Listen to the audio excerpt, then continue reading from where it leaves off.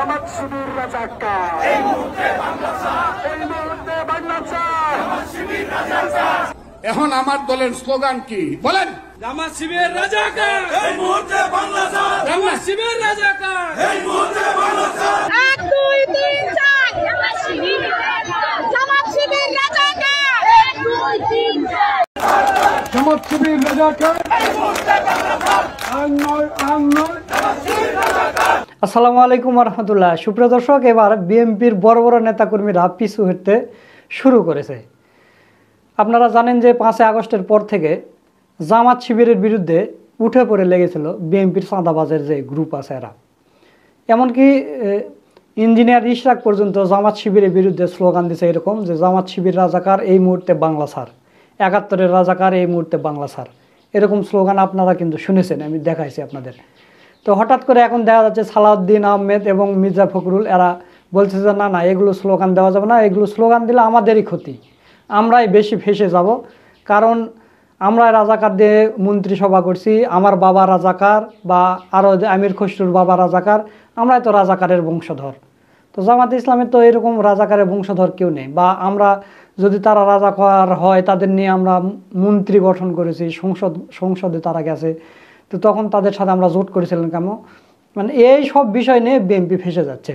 আরও কি কি বিষয় আছে এই বিষয় নিয়ে গুরুত্বপূর্ণ আলোচনা করেছেন আমাদের বড় ভাই মোহাম্মদ সুলাইমান।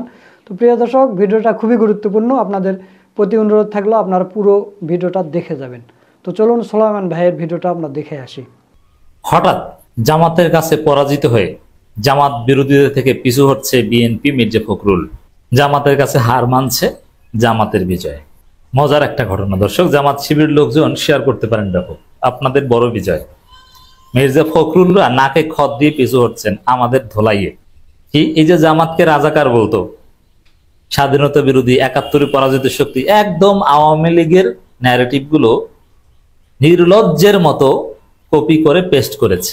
ভালো নাকানি চুবানি খেয়েছে। 71-এর রাজাকার, এই মুহূর্তে বাংলা ছাড়, মানে এরা আওয়ামী লীগ না বিএনপি এটা বোঝা যায় না। অথচ যে রহমান রাজাকারদের নিয়ে দল গঠন করেছিলেন, নানান কথায় বিষয় আছে। এই জায়গায় বিএনপি পিছু হচ্ছে কিভাবে? দুইটা বিষয়। সালাউদ্দিন আহমেদ একবার বলেছিলেন, এই যে মুক্তিযুদ্ধের পক্ষের বিপক্ষের শক্তি, এই বিভাজন তৈরি করেছিল আওয়ামী লীগ, এই বিভাজনে আমরা চাই না, এগুলো আমরা করব না। যদিও এই সাপরি, মাথা মোটা, টোকাই, এই যুব দলের নয়ন টাইপের কিছু, এমনকি আর এক সাপরি নব্য ইঞ্জিনিয়ার ইশরাকের মতো, এরা এরপরও স্লোগান দেয় যে 71-এর রাজাকার, এই মুহূর্তে বাংলা ছাড়। এটা ফৌজদারি অপরাধ। বাংলাদেশের কোনো নাগরিককে বাংলা ছাড়তে বলাটা অন্যায়, এটা কেউ করতে পারে না। সে অপরাধী হলেও বলতে পারে না। আওয়ামী লীগকেও বাংলা ছাড়তে বলতে পারেন না, পারেন আওয়ামী লীগের বিচার করতে, গ্রেপ্তার করে। তো জামাতের কেউ অপরাধ করলে আপনি বিচার চাইবেন, আপনি বাংলা ছাড়তে বলতে পারেন না, এটা চূড়ান্ত পর্যায়ের ফাজলামি। যে বাংলা ছাড়তে বলো আর পিঠে হাত পা ভেঙে দেওয়া দরকার। তোর বাপের দেশ, বাংলাদেশের এনআইডি হোল্ডারকে বাংলাদেশ ছাড়তে বলতেছো, বাটপারের বাচ্চা বাটপার। ধোলাই খেয়েছে বিএনপি ঠিকঠাক মতো, যে না এগুলো বিএনপির জন্য খারাপ। যে চারদিক থেকে যেরকম গালিটালি খাচ্ছি আমরা রাজাকার বলে, আমাদেরকেই রাজাকার বলছে। জিয়াউর রহমান অপমানিত হচ্ছে, জিয়াউর রহমানকে স্বাধীনতা পাকিস্তানের সর বলতে হচ্ছে এখন যদি রাজাকার বলা হয় জামাতকে। আমাদের শাহ আজিজ, আমাদের সালাউদ্দিন কাদের চৌধুরী, এদের কি হবে? মির্জা ফখরুল রাজাকার পুত্র, আমির খসরু মাহমুদ চৌধুরী রাজাকার পুত্র, আমাদের কি হবে? অবস্থা তো খারাপ।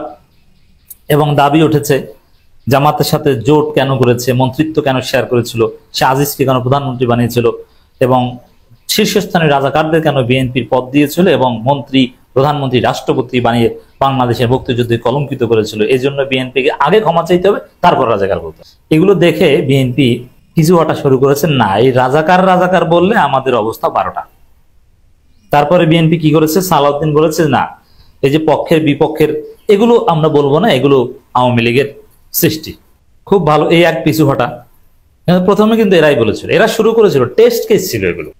প্রেস ক্লাবে সেই শীতের সিজনে বিএনপির হাফিজউদ্দিন আহমেদ, এখন হাফিজ সাহেব কোথায় আছে কে জানে, তাকে বিএনপি এখন ধৈর্য বানিয়ে রাখছে, দেখি না তো কোথাও। হাফিজউদ্দিন আহমেদকে তার মাধ্যমে প্রেস ক্লাবে একটা প্রোগ্রাম করিয়েছে। সেখানে জামাত শিবির হায়না, 71-এর রাজাকার, এই স্লোগান দিয়েছে বিএনপি, মুক্তিযোদ্ধা দল, জাতীয়তাবাদী মুক্তিযোদ্ধা দল, প্রেস ক্লাবে।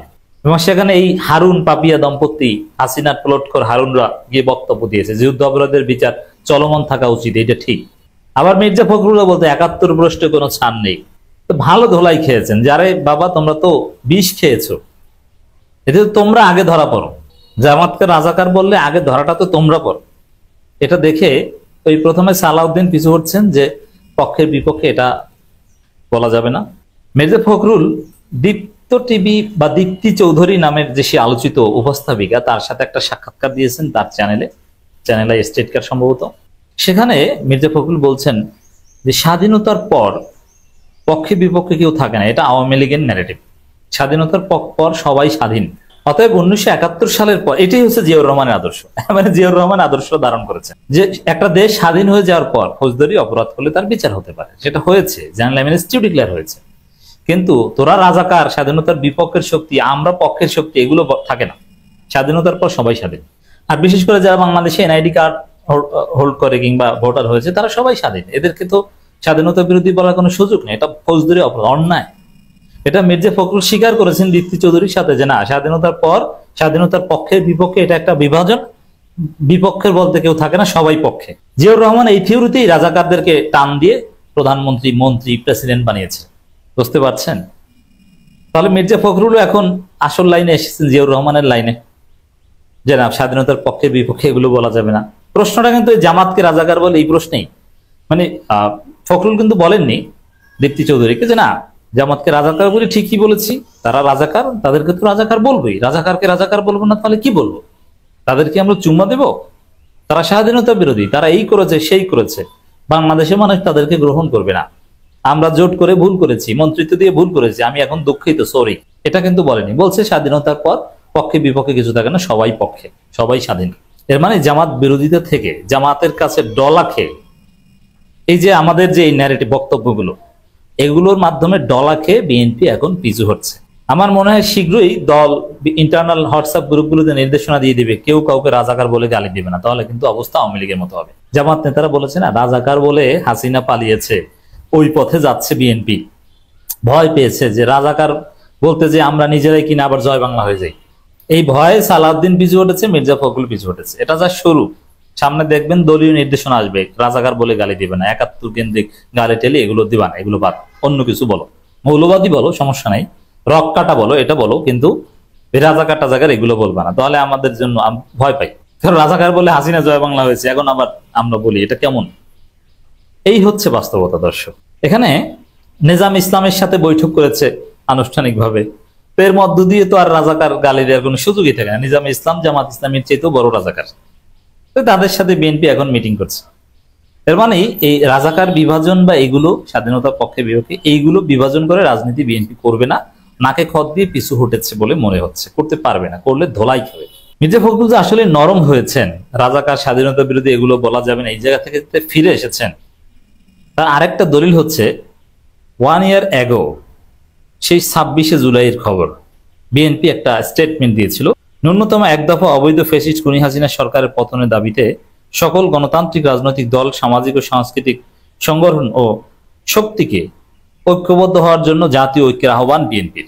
এই জাতীয় ঐক্যের মধ্যে একটা বিষয় স্পষ্ট উল্লেখ ছিল, আমি একটু শোনাচ্ছি। 1 বছর পূর্তি উপলক্ষে মির্জা ফখরুল এটা শেয়ার করেছেন, 1 বছর পূর্তি উপলক্ষে। এখন এটা আবার কেন শেয়ার করছেন? এটা তো সেই রাজাকারদের সাথে ঐক্যের দলিল, সে রাজাকারদের সাথে বিএনপির ঐক্যের দলিল এখন সামনে আনছেন। এর মানে ভাই রাজাকার আর বলবো না, এই বার্তা দিতে যাচ্ছেন। এখানে স্পষ্ট আছে এই বিবৃতির মধ্যে, এই 1 দফার জন্য জাতীয় ঐক্য দরকার। সেখানে জামাত ইসলামের সহ ডান বাম অন্য সব ধর্মভিত্তিক রাজনৈতিক দলগুলো ঐক্য চাই। কোন দলের নাম বলে নাই, শুধু জামাত ইসলামী সহ।